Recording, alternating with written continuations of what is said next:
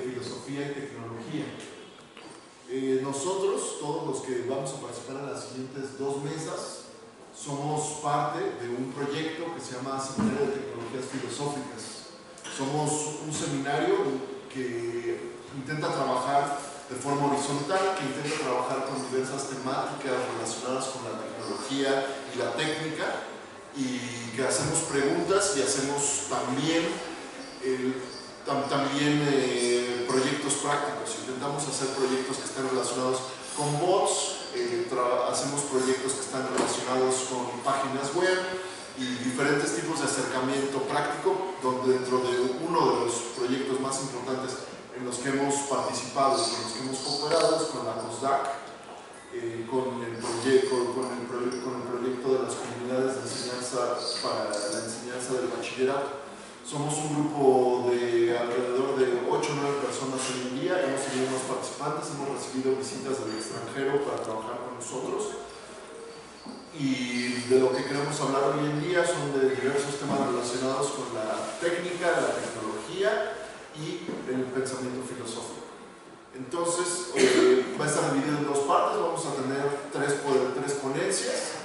Después nos vamos a abrir al diálogo. No queremos solamente que haya preguntas directas, sino que si alguien quiere interpelar de una forma más activa al seminario, tenga la confianza para hacer al final de las 3 presentaciones una interpelación activa, que va a ser moderada obviamente, pero que pueden aprovechar eso.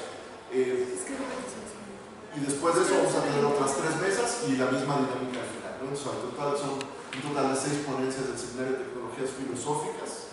Y pues bienvenidos a todos.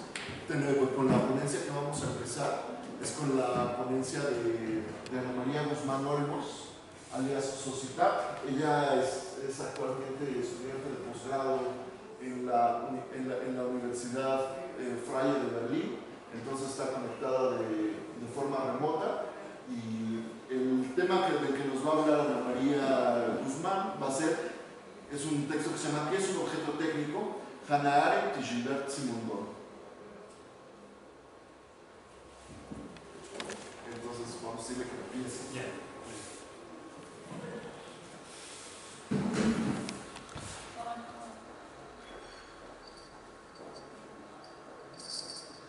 ¿Pueden hacer un sí? ¿Socitap? ¿Habla? Ok. Voy a leer mi texto, pero antes tengo que decir que esto es absolutamente work in progress. Entonces, el texto se llama ¿Qué es un objeto técnico? Hannah Arendt y Gilbert Simondon. Ajá. La ansiedad de ser un objeto. Y esto comienza con una cita de Clarice Lispector, que dice: no voy a hablar de relojes, sino sobre un reloj determinado. Declara Clarice Lispector al comienzo de lo que parecería un cuento, pero que pronto se nos revela se trata de una relación antiliteraria. No hay una historia que vaya a ser contada, solo la descripción del objeto, solo las relaciones en las que se entrama la experiencia de un reloj particular. Lispector confiesa, esta es una relación. El Sveglia no admite cuento o novela u otra cosa, solo permite transmisión. Apenas admite que yo llame a esto relación. Lo llamo descripción del misterio. El reloj sabemos que es electrónico y tiene despertador, que es muy delgado, no es de pulsera, está suelto. Su mecanismo es muy simple, viene directamente del planeta Marte, al menos por lo que parece. Fueron usados cerebros humanos divinos para captar lo que debía ser ese reloj. Su nombre es Sveglia. Se trata de un reloj particular en el que se produce el tiempo. Se trata de un reloj particular y, sin embargo, el Sveglia concentra el mundo. Mientras la protagonista del Lispector discurre sobre el objeto que se le aparece como el tiempo mismo, esta antiliteratura, esta relación de la cosa se convierte en la narración del deseo por el objeto. El reloj deviene adjetivo. Un adjetivo mediante el cual la totalidad del mundo se puede explicar. El mundo se divide en 2, las cosas que son Sveglia, las cosas que no. Y así comienza una partición para el Lispector, una partición de lo real. El agua, a pesar de ser mojada por excelencia, es Sveglia. Escribir es, pero el estilo no es. Tener senos es. Si alguien llega a entender mi irrevelada relación, ese alguien es. Parece que yo no soy yo de tanto que soy. El sol es, la luna no, mi cara es, probablemente la suya también es. El whisky es, y por increíble que parezca, la Coca-Cola es, pero la Pepsi-Cola nunca fue. ¿Estoy haciendo propaganda gratis? Esto está mal, ¿sabes, Coca-Cola? Se hace casi imposible distinguir entre adjetivo y objeto. El esveglia se convierte en inmanencia que habita los cuerpos. En su devenir adjetivo, el objeto reconoce a la mujer. Esveglia es el objeto, es la cosa con letra mayúscula. ¿Será que el esveglia me ve? Ve sí, como si yo fuese otro objeto. Mientras esta relación de la cosa transcurre, aparece inevitablemente la pregunta, ¿soy una cosa? El esveglia la reconoce como un objeto. La ansiedad producida por la incapacidad de saber diferenciarse de un objeto se ve reflejada en una pequeña pregunta, ¿soy una cosa? Esta más que una simple pregunta por la diferencia entre sujeto y objeto plantea la posibilidad de una continuidad entre mujer y reloj. ¿Es mi cuerpo una cosa? ¿Es mi cuerpo un objeto? La ansiedad de no ser un objeto, la distancia, la ansiedad de las máquinas. Archivar. El museo, el lugar por excelencia en el que se puede encontrar estos objetos llamados obras de arte. En su texto Trabajadores artísticos entre la utopía y el archivo, el teórico de los medios y filósofo ruso Boris Groys afirma que el museo es la institución por excelencia de la modernidad. Estos espacios llamados museos hacen bien en guardar la ansiedad por el fin del mundo. El museo enmarca un régimen en el que las obras de arte adquirían sentido. Se entra al museo para contemplar el producto de la humanidad. Este solía funcionar como medio de distribución y almacenamiento de obras de arte, lugar de archivo. Los objetos estéticos se guardan, incluso aquellos que no han sido diseñados para el espacio del museo, los cuales por otro lado no son considerados por Groys, incluso los edificios, las esculturas en el espacio público, los bustos de algún político narcisista, incluso esos se guardan. Hay una guerra en algún lugar, en algún rincón del mundo que se puedan imaginar, emerge instantáneamente la pregunta de qué pasará con los objetos estéticos que junto a los cuerpos de carne y hueso habitan una región. Por ejemplo, basta pensar en la ciudad de Palmira, que en septiembre del año pasado terminó reducida a una imagen satelital de ruinas sobre ruinas.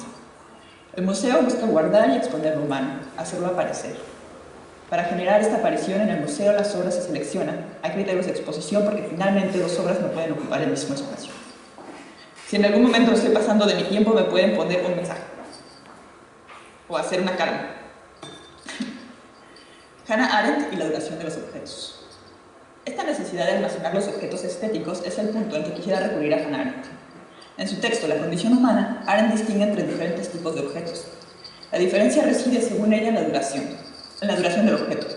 Arendt define tres tipos de objetos: los objetos de consumo, los objetos de uso y los productos de cultura. Los objetos de consumo son aquellos que permiten la supervivencia: un pan, una fruta, una cerveza. Su tiempo es de corta duración y generalmente se disuelve mediante una actividad del sujeto: comer o beber. Hegel hablaba de este tipo de objetos en términos del deseo que es saciado al mismo tiempo que el objeto desaparece.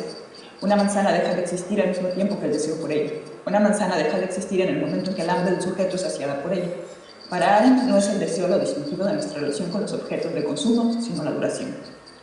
Los objetos de uso son todos aquellos cuya duración es prolongada. Estos objetos, en general, a no ser que sean destruidos, superan la temporalidad del sujeto. La mesa en la que se coloca el pan, la fruta y la cerveza permanecen en su lugar después de que los otros objetos han sido consumidos. La diferencia esencial constituida por la duración es, según Arendt, propia del objetivo. No se puede hablar de la distinción de la duración de los sujetos que los producen de acuerdo con la actividad que realizan.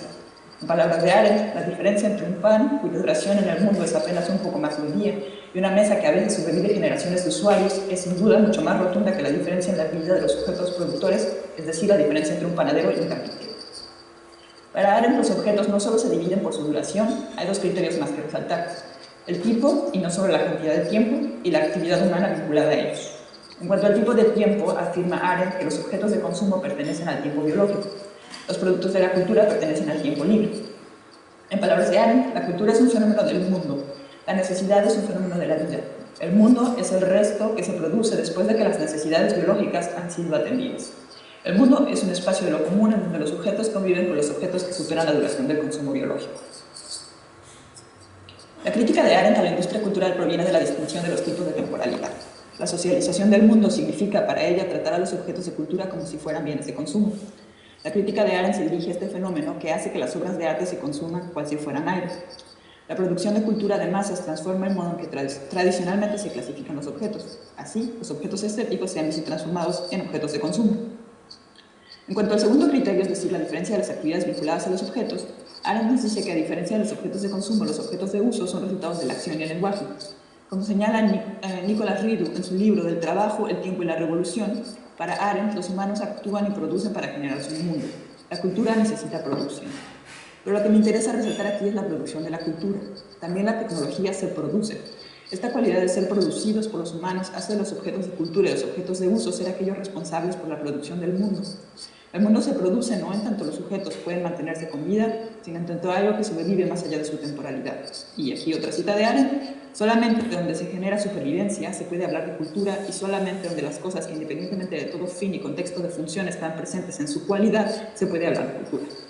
Y aquí aparece la pregunta: ¿qué distingue a los objetos de cultura de los objetos técnicos? Técnicas de seguridad.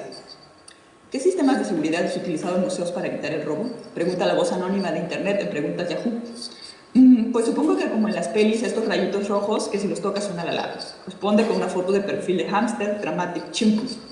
La puerta del museo, el umbral. La totalidad de la cultura humana contenida en sus paredes, asegurada tras de sus puertas. El museo funciona como fuerte en el que se asegura el valor de la humanidad, lugar respetadísimo por la cantidad de genios que han entrado a guardar sus obras invaluables. La figura del tesoro, guardado tras unos rayitos rojos con sonido alarmante, no es una exageración. En los objetos estéticos, los humanos se aseguran una duración que rebasa su producción y su acción. En el museo se guarda el tesoro de la humanidad. Entrar al museo para identificarse en una obra de arte con la totalidad de la humanidad. Lo que intento preguntar es, ¿qué hace la diferencia? ¿Dónde está el punto de quiebre en que la identificación del humano acaba donde termina la sala de exposición? Los objetos técnicos no son dignos de exposición. Los objetos técnicos no se seleccionan cuidadosamente para ser mostrados en una vitrina. Los objetos técnicos permanecen en la región del oculto. No hay criterio para su exhibición. Una alarma, una cámara de seguridad, entre menos las notas, mejor su funcionalidad. ¿Cuál es la diferencia entre los sistemas de alarmas y las obras que resguardan? El sonido de la alarma nos alerta sí que la humanidad está en riesgo. Sin embargo, esto sucede no solamente porque hay una posibilidad de que algún objeto estético salga de su tan sagrado recinto. Hay algo más que alerta el sonido, el pitido, la luz incesante. Hay algo más que nos invoca cuando una alarma suena en la entrada. Gilbert Simondon y la autonomía de lo técnico. Un reloj, una cámara de vigilancia, una alarma de seguridad. La ansiedad. El filósofo francés Gilbert Simondon comienza su defensa de los objetos técnicos precisamente con el problema de la distinción entre la cultura y lo técnico. Para Simondon, esta diferencia pone en desventaja a los objetos técnicos respecto a otras formas del objetivo. Los objetos técnicos, a diferencia de los objetos estéticos, no han sido considerados por la tradición como parte de la cultura. Según Simondon, una comprensión del objeto técnico significaría un reconocimiento de un dominio propio para lo técnico. El reconocimiento es, desde Hegel, una actividad que se hace respecto a los sujetos, pero no respecto a los objetos. Los sujetos no reconocen objetos, los objetos no reconocen sujetos. Según la tradición del pensamiento, de los objetos no merecen reconocimiento, pero el reconocimiento del objeto significa la posibilidad de su autonomía. En palabras de Simondon, el reconocimiento de los modos de existencia del objeto técnico debe ser el resultado de la consideración filosófica. Lo que la filosofía tiene que conseguir en este respecto es análogo a la abolición de la esclavitud alcanzada con la afirmación del valor del ser humano individual. La denuncia de Simondon incluye un claro señalamiento de la forma en que los objetos estéticos son considerados dentro de la cultura. La cultura no está balanceada porque mientras que le otorga reconocimiento a ciertos objetos, por ejemplo a las cosas estéticas, esto es una cita de Simondon, y les da un lugar dentro del mundo de los significados, desaparece otros objetos, particularmente las cosas técnicas, dentro del mundo desestructurado de las cosas que no tienen sentido pero que tienen un uso o una función utilitaria. Los objetos estéticos merecen reconocimiento en tanto en ellos se dice lo humano. Según Simondon, es la falta de conocimiento sobre lo propiamente técnico lo que produce esta distinción del objetivo. No me interesa ahondar ahora en la propuesta de Simondon respecto a qué tendría que hacerse para producir un saber específico de las máquinas. No es su programa de acción en el que estoy interesado. Lo que me interesa abordar ahora son dos problemáticas que aparecen en la consideración de un campo propio para lo técnico. Uno, la crítica al emplazamiento de la ansiedad de lo técnico, y dos, la conservación de lo vivo mediante lo técnico. Desde ahora digo que no hable nunca de la ansiedad de lo técnico, porque ese es el problema de la pregunta por el robot, así que esto no lo voy a decir ahora, solo el punto 2, la conservación de lo vivo mediante lo técnico. En su texto Forma, Información y Potencial, Simondon propone, a partir de una crítica de las teorías clásicas, tanto de la información como de la forma, elaborar una teoría electrónica de la forma. La teoría eléctrica de la forma se distingue de dos teorías del pensamiento clásico, el ilemorfismo y la teoría arquetípica. Según Simondon, estas dos teorías pueden ser identificadas en el pensamiento de Aristóteles y Platón. La crítica a esta comprensión de la forma se dirige a la división que se hace de dos niveles de lo real, el nivel en el que se encuentran las formas y el nivel de aquello que recibe la forma. Una teoría energética de la forma busca establecer un nivel único en el que se encuentran receptores y transmisores de información. Este nivel único no está regulado jerárquicamente. Las teorías clásicas representadas por el hilemorfismo y el modelo arquetípico es el nivel de las formas siempre un nivel jerárquicamente superior al de aquello que recibe la forma. Según Simondon, la teoría clásica de la forma construye sistemas estables. Los sistemas estables son aquellos en los que el flujo de energía se da como una transmisión de emisor a un receptor. En este sentido, se puede explicar el proceso del flujo en tres momentos: el momento en que la energía está en el receptor, el momento en que la energía es transmitida como información y el momento en que la energía llega a su destino en el receptor. En este modelo, tanto el momento 1 como el 3 serían de absoluta estabilidad. La energía permanece dentro de uno de los cuerpos, pero en este modelo hay también una sola fuente de información. Un receptor se comunica con un transmisor. La cantidad de información depende de un solo individuo. La cantidad de información es unívoca y menor. Una teoría energética de la forma propone un sistema basado en relaciones de metaestabilidad. Un sistema metaestable recibe energía e información desde distintas fuentes. Su estabilidad radica en un aumento de la cantidad de información. Los objetos técnicos se comportan, según Simondon, de acuerdo con un sistema metaestable. Las máquinas se relacionan con sus partes, los individuos y con el entorno. En esta relación, las máquinas producen estrategias de conservación de la energía. Según Simondon, esta es una cita: la máquina, un elemento del conjunto técnico, se convierte en la unidad efectiva que aumenta la cantidad de información, aumenta la entropía y se opone a la degradación de la energía. En este sentido, afirma Simondon que la máquina coopera con la vida en su oposición al desorden y en nivelar todas las cosas que tienden a limitar al mundo de su poder de cambio. El sistema metaestable de los objetos técnicos permite una disminución del grado de energía. En palabras de Simondon, la máquina es algo que pelea en contra de la muerte del universo. Desacelera, como lo hace la vida, la degradación de la energía y se convierte en un estabilizador del mundo. En cambio, según Simondon, los sistemas estables producen estados de lo muerto. En la transmisión de la energía entrópica acontece una degradación constante de energía. Los sistemas estables dependen de tan pocos transmisores de energía e información que su transmisión significa inevitablemente un fin eventual. En su ensayo Forma, Información y Potencial, Simondon discute este estado de lo muerto vinculado a la estabilidad. Otra cita de Simondon: en todos los campos, el estado más estable es un estado de lo muerto. Es un estado de pérdida debido a la falta de una toma de energía de fuentes externas en el sistema agotado, que no es posible ya ninguna transformación. Esta es mi traducción, que quedó horrible. El mundo de los objetos. ¿En qué sentido se puede hablar de los objetos que pueden ser señalados como técnicos? ¿Cómo atraviesa lo técnico las relaciones y conexiones entre los objetos? ¿Cómo atraviesa lo técnico el tejido coordinado entre la cultura y la vida? En primer lugar, pudiera parecer que Arendt y Simondon no tratan el mismo problema, pues mientras que para Arendt se trata de la pregunta por la cultura y la política en relación con la producción del mundo común, para Simondon el problema es el reconocimiento de lo técnico como parte de la cultura y la producción de una temporalidad propia para la técnica. Sin embargo, para ambos filósofos se trata de una redefinición de lo que se predica sobre los objetos y de aquello que se dice como objetivo. Para Arendt, lo técnico no corresponde a la vida. Lo técnico se encarga de la producción del mundo. Sí. Esta es la última página. Lo técnico se identifica en la necesidad de dar continuidad a lo que en principio aparece como desaparición constante. La vida es lo que se acaba. Lo técnico, como la cultura, permanece. Para Simondon, lo técnico coopera con la producción de la vida. No es igual a lo vivo, pero colabora en su conservación. Simondon define la continuidad de lo técnico en términos de la estabilidad producida por una gran cantidad externa de información. Los objetos técnicos producen el mundo, pero su continuidad tiene una estructura similar a la de la vida, es decir, la constante conservación de la energía.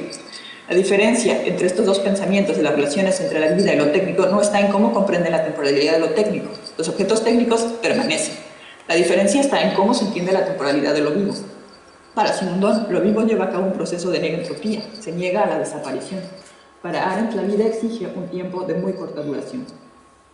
Pero quisiera regresar a Boris Groys, quien ya hablaba, y por eso digo que son apuntes, porque esto es algo que tengo que trabajar, Groys y el museo. Quisiera regresar a Boris Groys, quien ya hablaba de la importancia del museo. Groys distingue el museo de Internet. Para Groys, Internet es una máquina que nos recuerda el constante desaparecer de la materia y la energía. Internet genera ansiedad porque es una puesta en escena de la constante desaparición del mundo. Internet y su materialidad de cables sumergidos en el fondo del mar. Según Groys, la electricidad de Internet hace que su energía sea finita.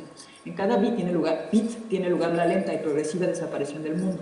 El arte producido en Internet es, en este sentido, arte del flujo. Ya no hay archivo. El mundo de la cultura desaparece cuando abres la pantalla, cuando aprendes el botón de un teléfono celular. La producción de la cultura en Internet es un proceso entrópico constante. La reducción a nada de la energía solar. Creo que lo que valdría entonces la pena preguntarse es qué mecanismos de lo técnico hay en Internet.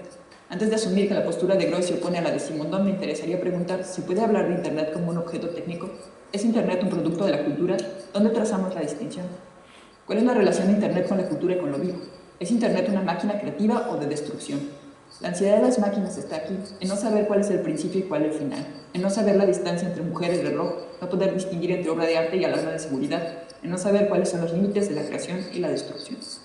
Y ya acabé.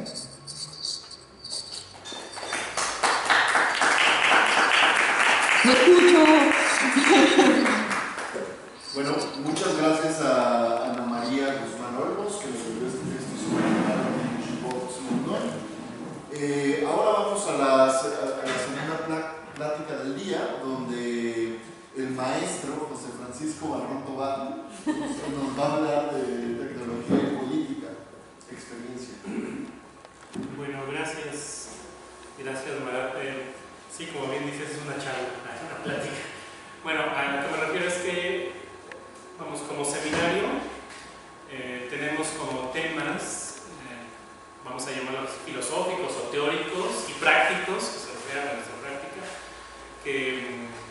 que son como eje, ¿no? Si ustedes van a ver las mesas, son como eje de nuestras discusiones. Así que yo también voy a hablar de Simondon, ¿no? Y voy a hablar también de Walter Benjamin, ¿no? Entonces, como ustedes ven, también son charlas porque son como discusiones entre nosotros, ¿no? Son como réplicas entre nosotros. Y yo lo que traigo aquí es esta énfasis que hacen tanto Benjamin como Simondon en relación con lo político, cuando empiezan a hablar de los objetos técnicos o cuando hablan de ello que Benjamin llama reproductividad técnica.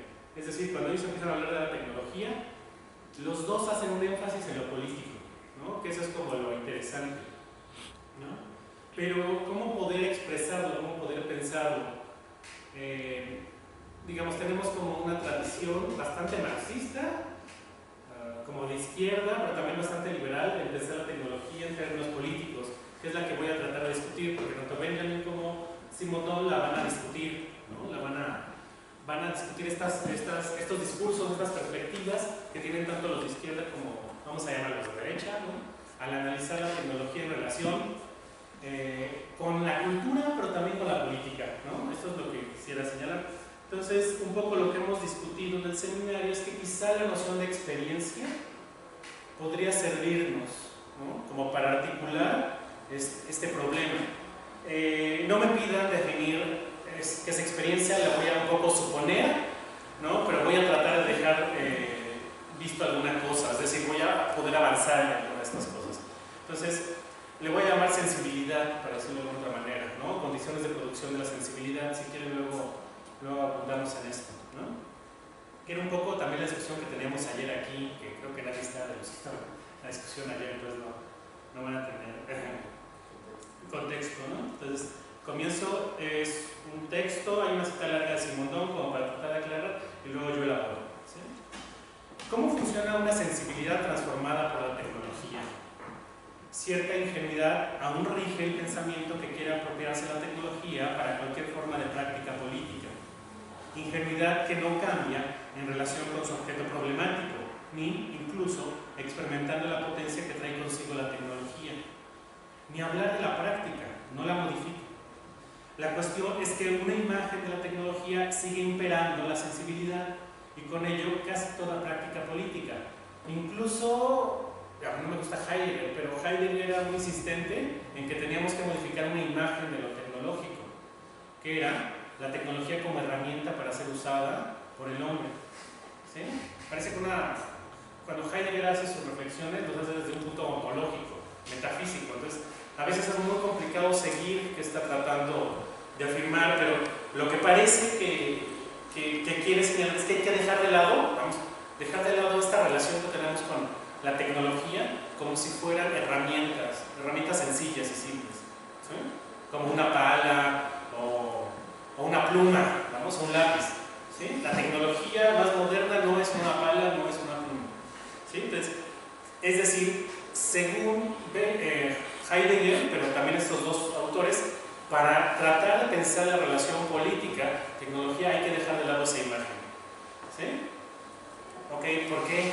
Porque normalmente los movimientos políticos y los proyectos políticos utilizan la tecnología como una herramienta o la imaginan como una herramienta. Entonces, vamos a utilizar la herramienta para transmitir nuestros comunicados, ¿no? Vamos a usar la herramienta para organizar nuestra forma de producción, como si la herramienta no produjera nada por sí misma, ¿sí? Como si la tecnología no fuera más que eso, más que un simple objeto que nos sirve para lograr algo. Vamos, estos tres autores, al menos Heidegger, Simondon y Benjamin, niegan esa idea, ¿no? O se trataría, la izquierda, o se trataría de liberar o emancipar la tecnología como medios de producción en la revolución, emancipar el capital, ¿no? Que es un proyecto muy marxista, o, como hacen los liberales, se trataría de disponer de mejor manera en una sociedad democrática los medios tecnológicos de los que se dispone, ¿sí? Darle computadoras a todos los niños, ¿no? Darle acceso a internet a todos, ¿sí? Okay. Pero los dos sigue reinando esta idea de tecnología como herramienta. El filósofo alemán Walter Benjamin afirmaba que el incremento de poder para modificar las cosas, como él caracterizaba la tecnología moderna, en relación, así la caracterizaba en relación con la técnica antigua, venía acompañado, este poder incrementado, con una resignificación de lo político. No se trataba de una política con un programa determinado o con una práctica específica. Benjamin confiaba en que esa resignificación era estética. Si ustedes han leído la obra de Arte de la Púcara sobre productividad técnica, verán que lo que hace Benjamin al final es un análisis del cine, ¿no? Va a pensar la tecnología en relación con el cine, ¿no? Y esto es muy importante porque el cine es como un poco, vamos, lo que para nosotros después es la televisión y lo que para nosotros es internet, ¿sí? Analizarlos tiene que ver con, o la forma de analizarlos tiene que ver con una relación con la sensibilidad o con lo que podríamos llamar lo estético. Benjamin confiaba en que esa resignificación era estética, esa resignificación de la política era estética. Se notaba por sus efectos en nuestra sensibilidad. Por su parte, Gilbert Simondon, en su obra El modo de existencia de los objetos técnicos, de los que ya habló, de la obra que ya habló Ana María, afirmaba que una cultura tecnológica sería posible, que en una cultura tecnológica sería imposible integrar algo que llamaba esquema de funcionamiento que lo tecnológico traía consigo y con sentido político. Así escribe, voy a leer una cita larga de Simondon. Esta reforma de la cultura, una cultura tecnológica, que procede por ampliación y no por destrucción, podría volver a dar a la cultura actual el verdadero poder regulador que ha perdido. Este poder regulador es lo que la técnica o la tecnología moderna le va a dar, vamos a llamarlo a lo político. Base de significaciones, de medios de expresión, de justificaciones y de formas, una cultura establece entre aquellos que la poseen una comunicación reguladora. Al salir de la vida del grupo, anima los gestos de aquellos que aseguran, anima los gestos, esto es estético de alguna manera, anima los gestos de aquellos que aseguran las funciones de comando, proveyéndoles las formas y los esquemas. Ahora bien, antes del gran desarrollo de las técnicas, la cultura incorporaba a título de esquemas, símbolos, cualidades, analogías, los principales tipos de técnicas, dando lugar a una experiencia vivida. Vean, esto es muy interesante para Simondon.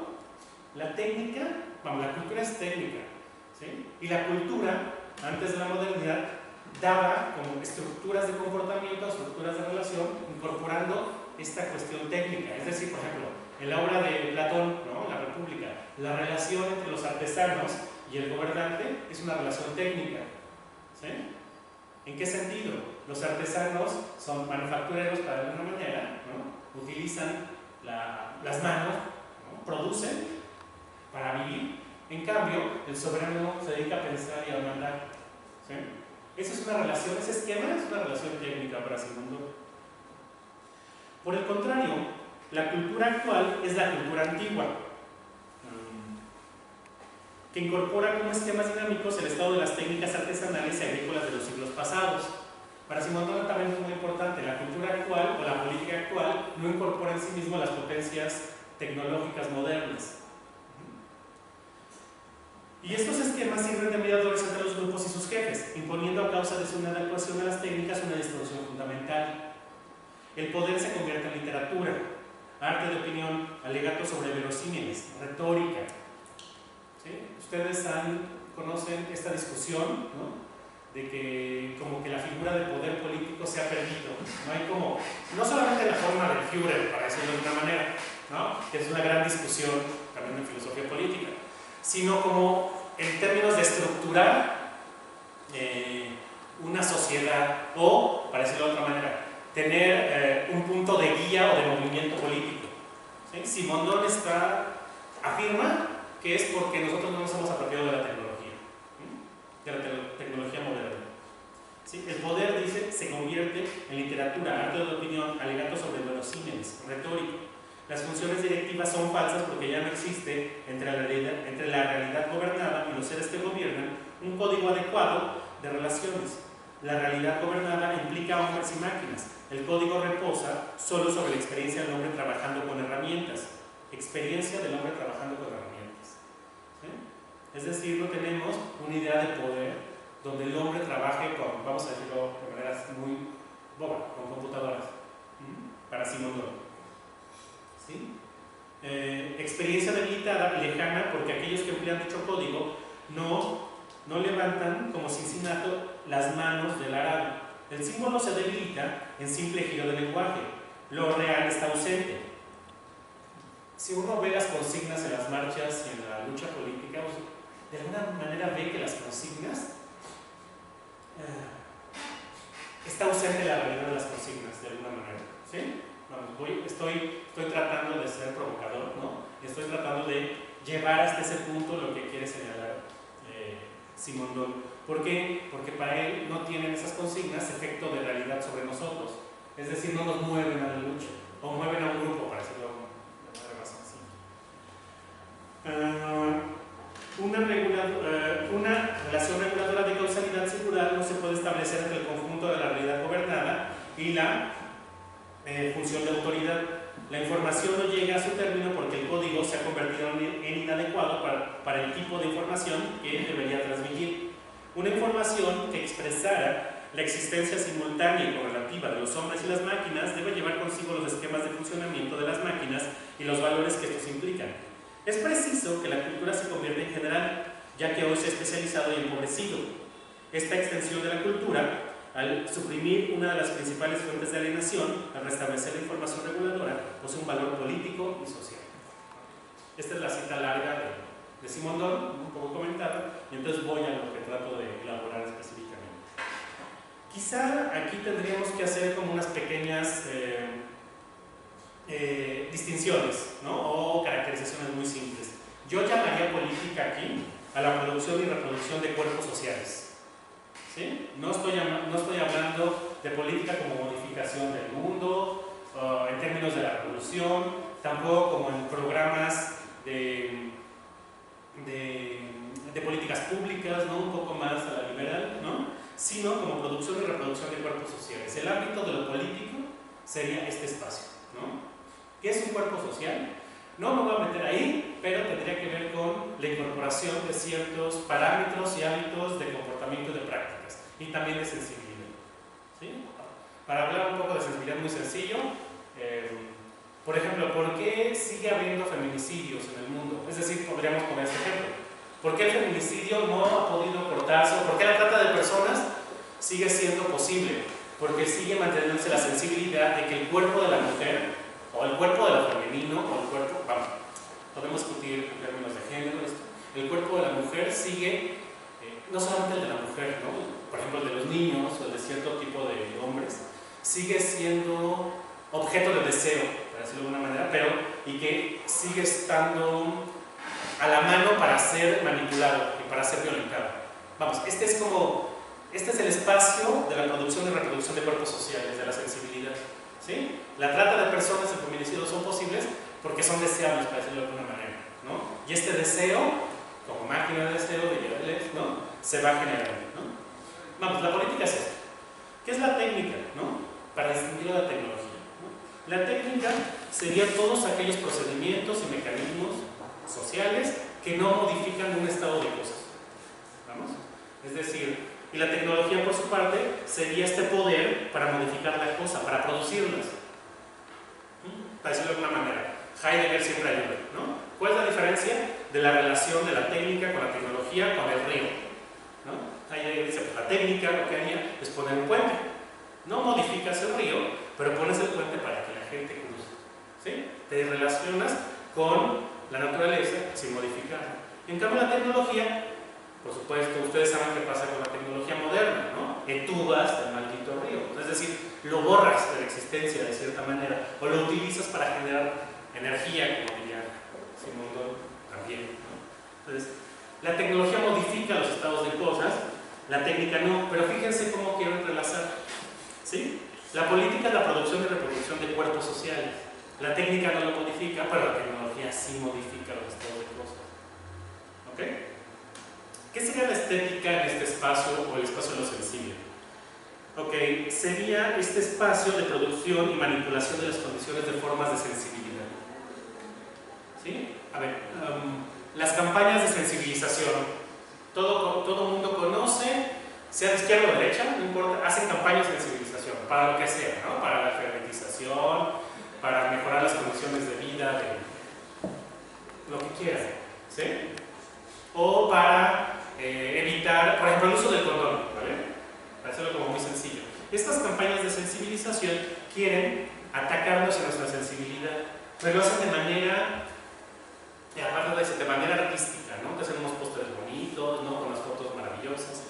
Vamos, ahí, en este espacio, se juega un momento de lo político estético. Pero el asunto es que está incorporando a la técnica, no a la tecnología. No modifica nuestra sensibilidad, ¿no? La mantiene tal cual está. ¿Sí? Ok. Vamos. Política, técnica, tecnología, este espacio de la sensibilidad que configura nuestros cuerpos y que nos da nuestros gustos. O sea, vamos, si una de las discusiones más amplias se han abierto con la discusión de género y con la cuestión de los trans, con todo esto es la cuestión de la sensibilidad y de los placeres y de los gustos corporales y de la subjetivación y la individuación de los cuerpos. ¿Sí? Y se ha mantenido que esta individuación es política. Entonces, y no es, vamos, no es extraño que en muchas de las discusiones de los feministas la tecnología esté como primer punto, como modificación de la sensibilidad. Entonces, bueno, pasamos a esta parte de la experiencia tecnológica, ¿no? ¿Qué es lo que quiero señalar aquí? Que de alguna manera tanto Simondon como Benjamin dicen que la política tiene que incluirla, ¿no? ¿Qué significaría esto? La experiencia tecnológica sería el poder de alterar y de producir y reproducir nuestras sensibilidades. Eso es lo que no hemos podido lograr. O sea, no podemos lograr que la gente deje, vamos a decirlo así, de violentarse, ¿no? De generar condiciones de violencia y de pobreza de la experiencia.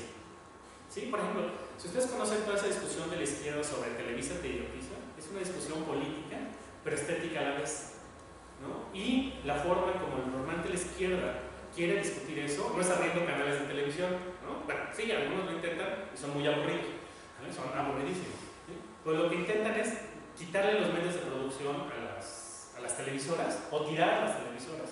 Es decir, no atacan la sensibilidad, ¿sí? Atacan, vamos como la técnica más sencilla. No modifican la sensibilidad, la mantienen aún así apropiándose de los medios de producción. Okay. ¿Cómo se podría ver mejor esto? Walter Benjamin tiene una distinción que es muy interesante, ¿no? En su texto, que es la estetización de la política y la politización del arte. ¿Sí? ¿Qué es la estetización de la política? Según Walter Benjamin, el fascismo estetiza la política. Uno podría decir que el capitalismo estetiza la política. ¿Qué es estetizar la política? Él dice esto, es usar las potencias tecnológicas, pero mantener, por lo menos en el fascismo y en el capital, las relaciones de propiedad sin ser tocadas. Es decir, usar las potencias técnicas para hacer mercadotecnia, por ejemplo. ¿Sí? Ustedes tienen en la mercadotecnia, o en el marketing, ¿no? Un punto de estetización de la política muy fuerte. ¿Por qué?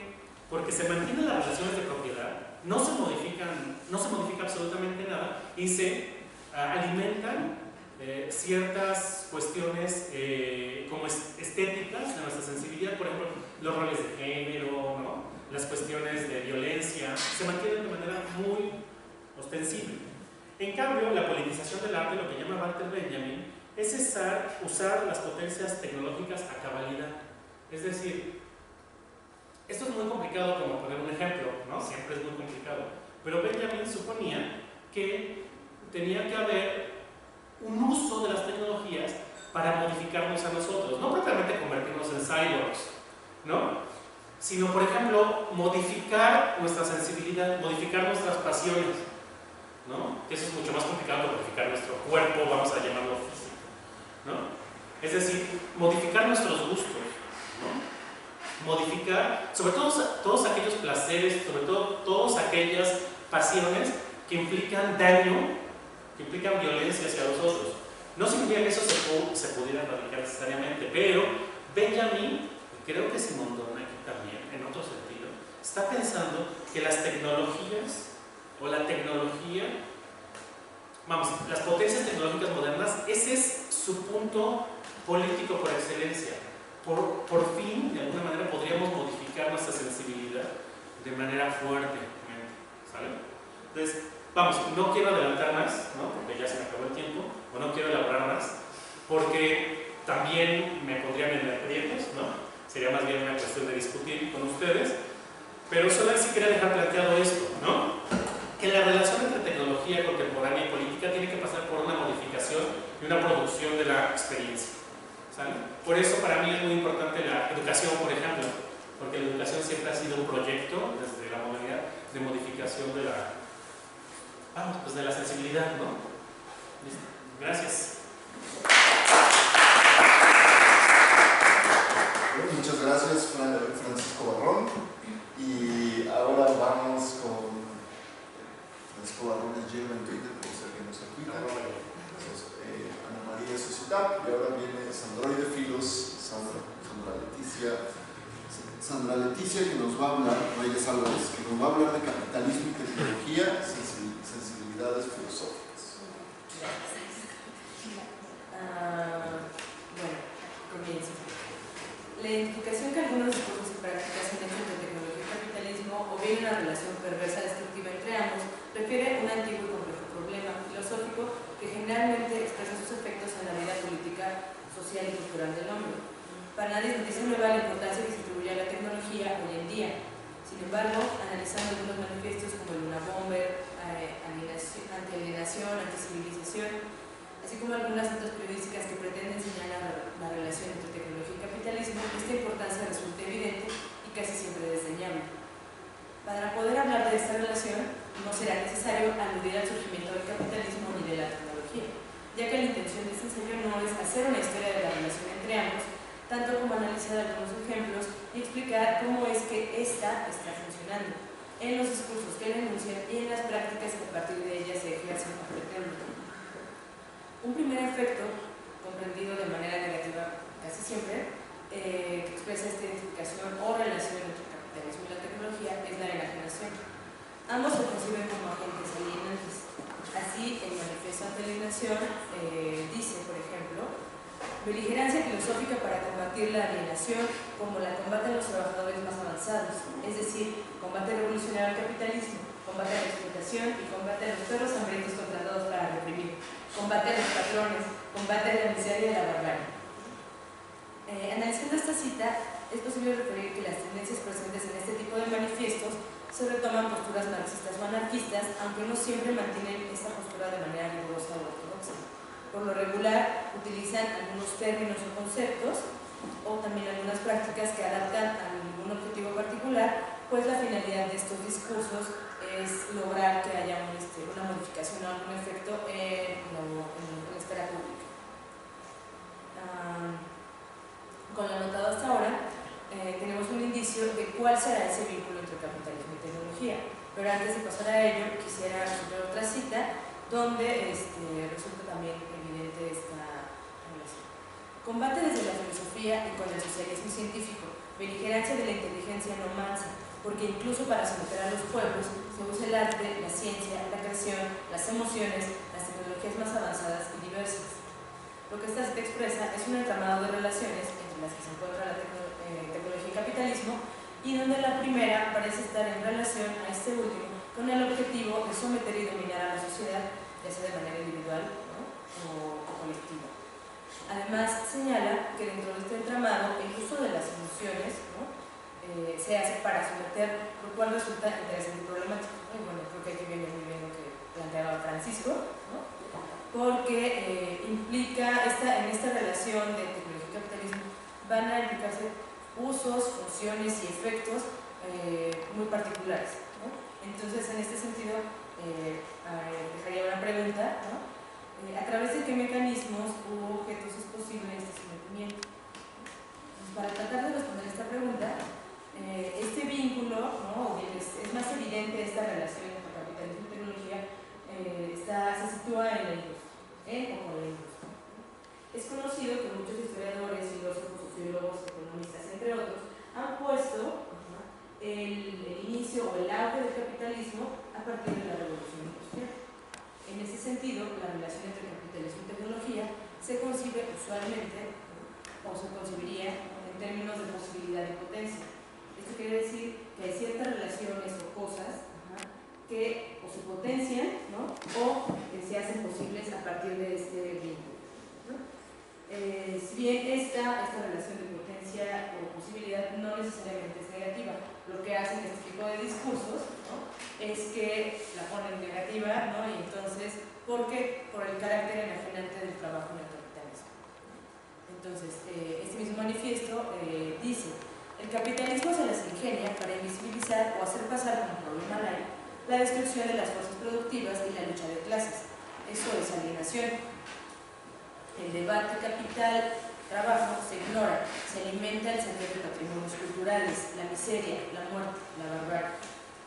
Esta invisibilidad, que viene a la cita, esta invisibilidad creo que puede discutirse con mayor detalle si se concibe que en este entramado de relaciones emotivas, afectivas, sensibles, hay un funcionamiento particular respecto a la tecnología. Y esto resulta más evidente con uno de los elementos que es ha sido uno de los más problemáticos, y donde se dice que se manifiesta esta miseria, ¿no?, o esta barbarie, y que se coloca justo en el seno de la actividad industrial, ¿no? Aunque para nosotros habría que decir que no solamente en eso, porque la tecnología digital no tiene necesariamente que ver con la producción en términos industriales. Entonces, sin embargo, ¿no?, es curioso que a pesar de que se extiende como esta cuestión como de la tecnología, no solo a lo industrial, sino a otros ámbitos, el problema se sigue tratando en términos de alienación y dominio, ¿no? Y creo que eso es porque hay un análisis muy superficial de la situación, ¿no? Entonces, la máquina, ¿no?, es este elemento, ¿no?, y se va a caracterizar casi siempre como un objeto sin vida, como un artefacto muerto que se opone a la vida orgánica y a la vida humana. Aquí es posible recordar algunos discursos de los budistas o neobudistas donde se expresa este odio y esta rechazo a las máquinas porque sustituye el trabajo de los obreros, ¿no?, y entonces los despoja de ese poder, y en algunas ocasiones de una experiencia humana, ¿no?, quién sabe, nadie dice como que es esa experiencia humana, incluso, ¿no?, al grado de destruir las máquinas, ¿no? Entonces, este carácter negativo se ha expresado en los siguientes términos: el descontrol de la tecnología que implica el capitalismo nos amenaza con destrozar el planeta, exterminarnos como especie, o a depender cada vez más de las máquinas, rediseñando nuestras vidas e infraestructuras, solo augurándonos un futuro de sociedad desquiciadamente maquinal, ultracompleja y masiva. Para adaptarse a esto, la ingeniería genética intentará crearnos un cuerpo genético más acorde a este mundo. Esta cita es del manifiesto Una Bomba. Y en el manifiesto Anticivilización también dice: nosotros nos hemos divorciado y enfrentado con nuestro entorno biosferal. Si se desconectasen las máquinas, nos moriríamos. Termina la cita. Este último punto es bastante problemático porque nuestra dependencia a las máquinas, y en ese sentido a la tecnología, también ha sido señalada por filósofos como Gunther Anders, para que la tecnología es lo que potencia al hombre, es lo que le asegura su supervivencia en este mundo. Para Anders no se trata, ¿no? Y no está pretendiendo que rompamos como esta relación, porque lo que pasaría es que el hombre, sin todo ese entramado cultural, que sería también, estaría ahí la tecnología, entonces el hombre no es nada, él no puede hacer como nada en el mundo, ¿no? Entonces la idea de él no es romper con esa relación, ¿no? Y sin embargo, ¿no? Estos manifiestos sí tienen una idea, una pretensión de regresar a un estado natural, que también quién sabe que sea eso, ¿no? Donde el hombre quede libre de esa relación con la máquina, con la tecnología, ¿no? Libre de un dominio. Entonces el manifiesto una bomba dice: la sociedad industrial ya ha hecho un daño tremendo y las heridas tardarán mucho tiempo en curarse. Además, incluso las sociedades preindustriales pueden hacer un daño significativo a la naturaleza. Sin embargo, deshacerse de la sociedad industrial sería un gran trato, aligeraría la pobre presión, por lo que las heridas podrían empezar a curarse. Quitaría la capacidad de la sociedad organizada de continuar incrementando su control sobre la naturaleza, incluyendo la humana. Termina esta cita. La discusión a la que quiero llegar no es a una completa aceptación o rechazo de la tecnología ni del capitalismo, sin analizar el problema y sus múltiples relaciones. Tampoco es señalar la posibilidad o imposibilidad de una sociedad sin capitalismo o sin tecnología.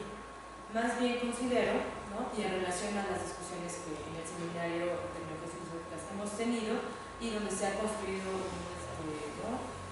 unas ciertas líneas discursivas, ¿no? Que si analizamos el funcionamiento y la forma en que se plantea esta relación, es posible ensayar algunas respuestas. Y para apoyar esto, ¿no? Quiero compartir algunos planteamientos del filósofo e historiador de la tecnología Luis Mumford, para que en esta identificación o relación perversa destructiva entre tecnología y capitalismo no necesariamente funcionen esos términos. Porque no es algo, ¿no? No es que naturalmente, si se juntan capitalismo y tecnología, va a pasar como algo malo, ¿no? Que es lo que hacen este tipo de discursos, y naturalizan esta relación como si fuera inevitable. Y también porque incluso en el mismo manifiesto anticivilización dicen, ¿no? Nada de lo que el capitalismo ha impuesto es inamovible, y en particular la tecnología con que se ayuda a hegemonizar su discurso. Es expropiable, su discurso expropiable, todo se activa esta vez, perdón. Se la puede aprovechar mientras tenga utilidad revolucionaria y se la puede mejorar al servicio de las necesidades de la construcción socialista, ¿no? Y aquí igual es un punto que ya había mencionado Francisco, esta cuestión de la emancipación de los medios de producción, ¿no? Y bueno, si ahora muchos se preguntan dónde es ese punto donde se convierte la relación tecnología-capitalismo, Mumford nos puede dar una respuesta. Dice, es una cita bastante larga, entonces, pero mientras la técnica indudablemente tiene una gran deuda con el capitalismo, igual que la tiene con la guerra, fue sin embargo una desgracia que la máquina se viera condicionada desde el inicio por aquellas instituciones extrañas y adoptara características que nada tienen que ver esencialmente con los procedimientos técnicos o las formas de trabajo. El capitalismo utilizó la máquina no para fomentar el bienestar social, sino para incrementar el beneficio particular. Los instrumentos mecánicos se utilizaron para la elevación de las clases dominantes.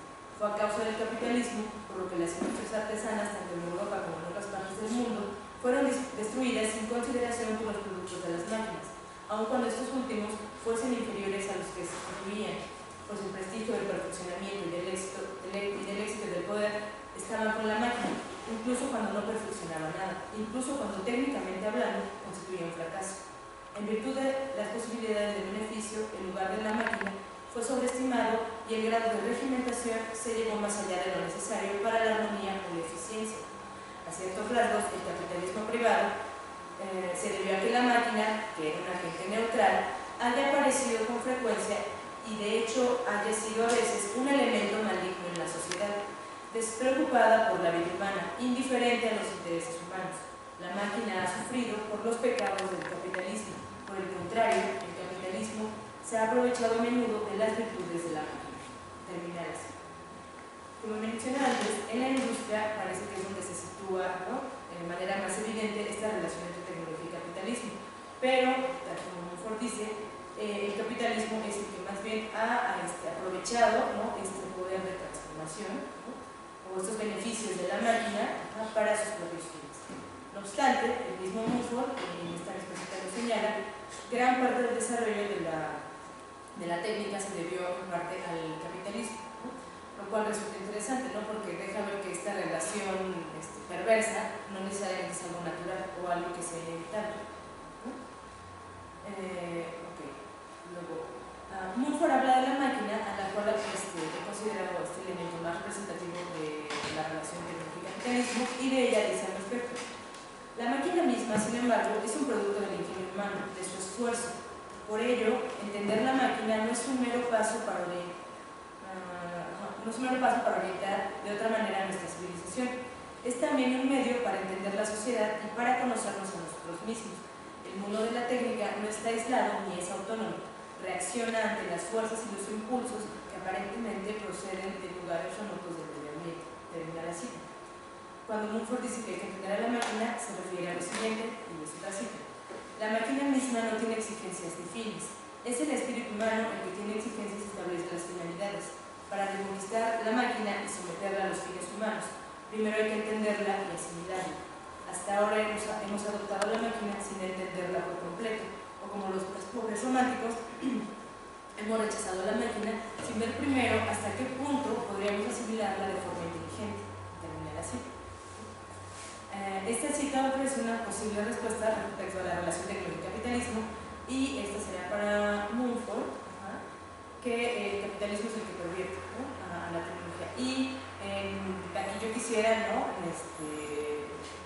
no ponerme en esta misma posición que Mumford, ¿no?, y preguntar si la tecnología de hecho tiene esta como neutralidad, ¿no?, y en ese sentido referir a lo que muchos autores que hemos revisado en el seminario, la idea de pensar la tecnología o pensar la técnica es lo que está como ahí en juego, ¿no? Siempre se piensa en relación con otras cosas, ¿no?, pero nunca se piensa como de manera independiente. Entonces eso sería como un paso importante para esta cuestión de asimilar, ¿no?, en este caso la máquina. En este sentido, quiero apostar que el problema entre tecnología y capitalismo excede a ambos. No se reduce solamente a las esferas tradicionales como la economía, la ciencia y la industria. Tiene mucho más que ver, creo, con el ritmo, la velocidad, en otras palabras, del tiempo y la gestión del mismo, aunque no se descartan los ámbitos anteriores. Y en ese sentido, Mumford va a señalar que el reloj y no la máquina de vapor es la máquina clave de la modernidad industrial. También que el ritmo creciente de la civilización llevó a la exigencia de mayor poder, y a su vez el poder aceleró los ritmos. Esta frase de que el tiempo es oro se va a explicar mejor porque el tiempo era dinero, el dinero era poder, el poder exigió el fomento del comercio y de la producción iba desviada de los canales de uso directo a aquellos de comercio lejano, es la adquisición de mayores beneficios con un margen más amplio para nuevas inversiones de capital, para guerras, conquistas en el extranjero, minas, empresas productivas, más dinero y más poder. Entre todas las formas de riqueza, solo el dinero no tiene límites que se puedan fijar, ¿no? Estas fueron varias citas, y entonces la velocidad, el ritmo y el tiempo de producción creo que son un punto importante para comprender y extender este sentido de esta relación que se atribuye al capitalismo y la tecnología, ¿no?